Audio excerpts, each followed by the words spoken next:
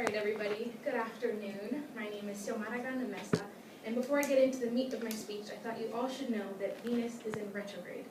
Now what does this mean? Well, according to Refinery 29, an article that they published earlier this week, Venus in retrograde puts any decisions you're about to make about love or money in jeopardy. So if you have a conversation you want to have with a family member or a significant other, maybe you want to ask your boss for a raise, hold off. You don't know what you could be risking. Well, what does this really mean for you? Are you going to take this advice or are you going to leave it? Let's put a pin in it, we'll come back to it later.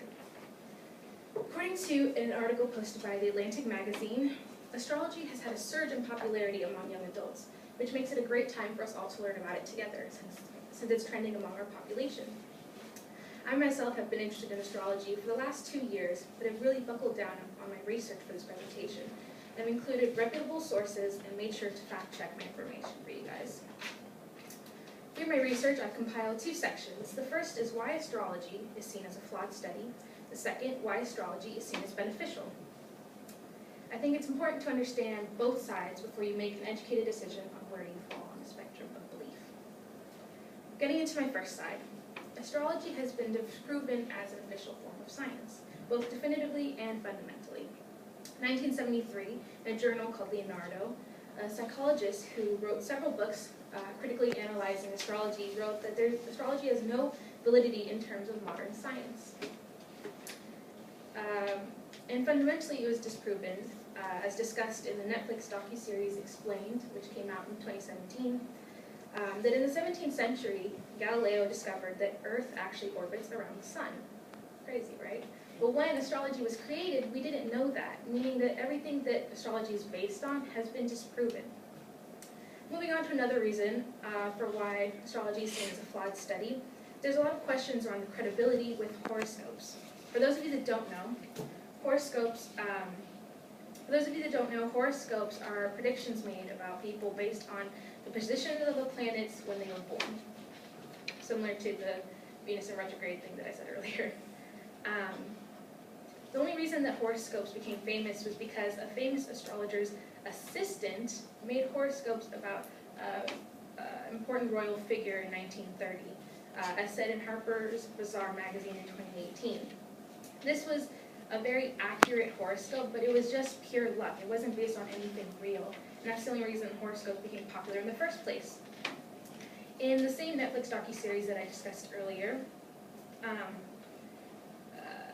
the trending form of horoscopes is seen on a lot of forms of social media, and they have an astrologer that's been writing them since 1995 that says the internet is really what made astrology much more popular.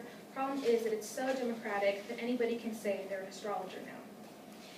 So again, a question of credibility of who's actually putting this out there. But even through all of these reasons for why astrology could be seen as flawed, there's also a lot of beneficial parts to it as well.